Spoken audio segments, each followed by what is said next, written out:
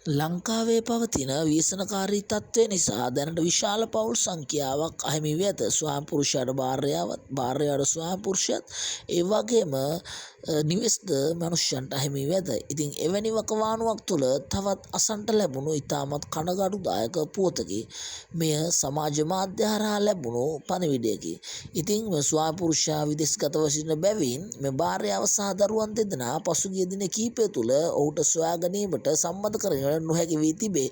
ඔවුන් හලාවත, පුත්තලම් සහ මීගුමැර ප්‍රදේශයන් තුළ ඔබ දැක තිබේ නම් හැකිතාක් දුරට මේ ෂෙයා කරමින් ඔවුන්ට පණිවිඩයක් ලබා දෙනමින් කාරුණිකව ඉල්ලා සිටිමි. ඒ භාර්යාව සහ දරුවන් දෙදෙනා නිරෝගීව සහ සුවයෙන් සිටින බව අපි විශ්වාස කරමි. මුළු හදවතින්ම ප්‍රාර්ථනා කරනවා ඉක්මනින් මොවුන්ව සම්බන්ධ වෙන්න සම්බ වෙන්න කියා. ඉතින් ඒ නිසා මගේ සහෝදර සහෝදරනි, ඉක්මනින් මේ ෂෙයා කර දැනුවත් කිරීම උදෙසා අනිත් සහෝදරයන්වත් ඔබ දැනුවත් කරන්න.